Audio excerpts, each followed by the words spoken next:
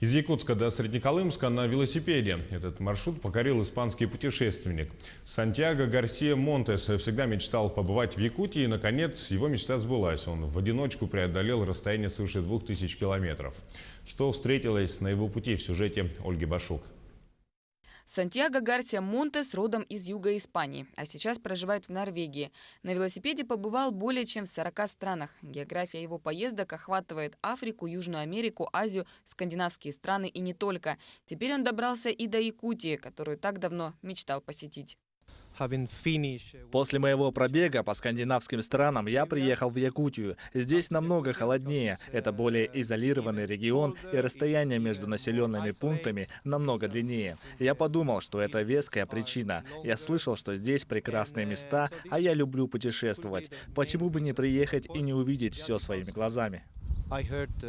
Сантьяго прилетел в Якутск 28 февраля. В течение недели он готовил свой двухколесный транспорт к предстоящему путешествию. Он выехал из Якутска 5 марта. Самая первая точка его маршрута – это Чурапча. Дальше Хандыга, потом Устнера. Уже после Сасыр и Зырянка. И, наконец, конечный пункт – Среднеколымск.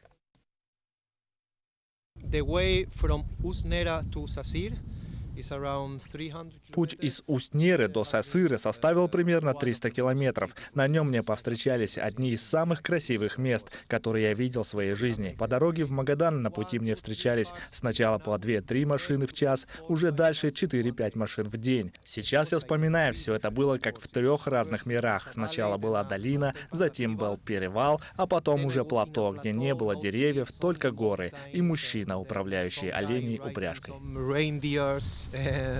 За 100 километров от Сасыра Сантьяго вдалеке увидел оленевода Якова и сразу решил остановиться. В это время Яков изменил свой маршрут и подошел к велосипедисту. Куда едешь? Черский? Да. А ты? Я домой. Домой, там? Рядом. Ночевал испанский путешественник в палатке. Чем сильнее был мороз, тем крепче спалось, отшучивается путешественник. Во время пробега люди часто интересовались, все ли хорошо у велосипедиста, и всегда предлагали свою помощь. Так произошло и в Сасыре, где он встретил семью эвенков, которые напоили его чаем. Здравствуйте. Здравствуйте. Здравствуйте. Эй. Сегодня 50 километров. 50 едешь, да? 50. Конечный пункт – Среднеколымск. И тут он также встречает неравнодушных якутян. Сантьяго называет их ангелами. Они приютили его на 3 дня и наотрез отказывались от денег. В самый последний день глава семейства показал испанскому велосипедисту подледную рыбалку. 1,45 метра el hielo. Изначально велосипедист планировал доехать до Черского в Нижнеколымском районе. Сантьяго считает, что этот маршрут он покорит следующей зимой.